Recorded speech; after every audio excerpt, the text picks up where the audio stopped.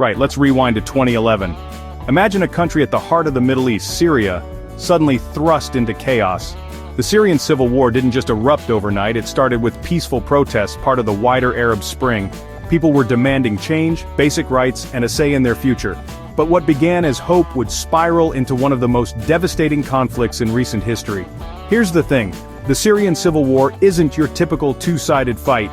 It's a tangled web of shifting alliances, outside influence, and deep-rooted grievances. On one side you've got President Bashar al-Assad's government, backed by Russian airstrikes and Iranian militias. On the other, a patchwork of rebels ranging from moderate defectors to hardline Islamist groups. And then of course, there's ISIS, fighting everyone for their own brutal vision.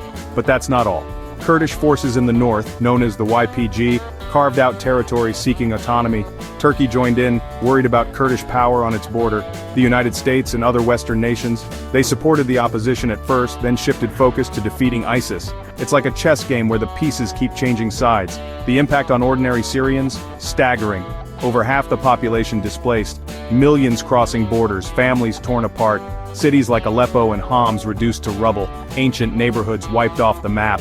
The human cost is hard to comprehend. Hundreds of thousands killed, countless more wounded or missing. Why did it get so complicated? Partly because Syria sits at the crossroads of regional power struggles. Sunni versus Shia, Iran versus Saudi Arabia, Russia versus the West. Every major player saw Syria as a battleground for their own interests. The result?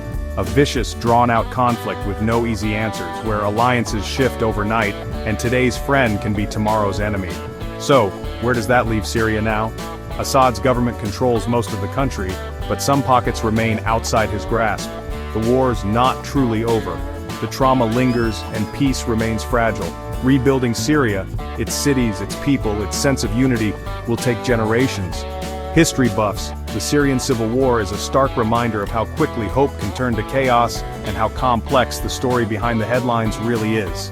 Next time you see Syria in the news, remember, it's not just about who's fighting whom, but about why.